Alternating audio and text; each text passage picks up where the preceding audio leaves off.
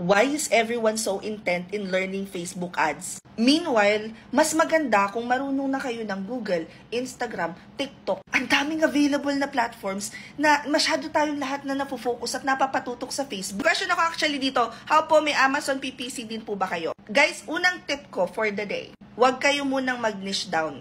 A lot of people would have different thoughts about this. But ako, before ka mag-niche down, kailangan alam mo yung basics. Hindi mo mamamaster ang isang niche kung hindi mo alam yung basics. Kung hindi mo napapractice yung basics. So, instead of just offering for Amazon PPC, we are actually offering PPC. Ang PPC or pay-per-click is an online advertising model. So, media buying siya. Pero yung clients ninyo, sila na magbabayad ng ads, magbabayad lang sila kapag may nag-click dun sa ads na niran nyo. So, magbibid kayo dun sa mga relevant na keywords, na target nung client. And quite frankly, kung marunong ka ng PPC, marunong ka ng mag-run ng ads sa napakaraming platform kagaya ng Google, Instagram, Facebook, ganyan. Kapag alam mo ang basics ng PPC, mas wider yung reach mo, hindi lang yung mga tao sa Facebook. Anyway, chinika ko lang to kasi may class kami. In-open ko na yung form. May nagre-request na kasi.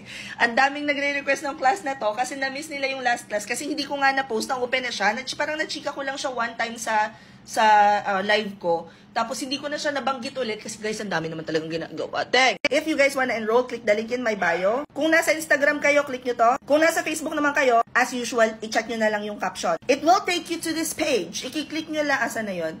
And there, PPC hours na class to. Naalala ko may nagtanong, paano pong kailangan i-prepare para sa training? Utak talaga, girl. Kailangan mag-stretch ka ng brain cells before the session. Kasi yun yung reklamo ng mga nag-attend nung last na session. Sabi, hindi ko ine-expect yun. Ganun talaga yung reaction nila. Nasasagad talaga. Minsan kasi may mga training na hindi naman nasasagad yung oras at saka yung utak namin. Pero sa PPC, girl, hindi ko alam kung paano ginawa ng commenter ko to. Pero napagkasya naman niya. Napagkasya niya sa 8 hours. Anyway, again guys, open na ang PPC class namin. If you are interested to enroll, just click the link in my bio. Any questions you guys have about working from home, follow for more work from home chismis. Bye!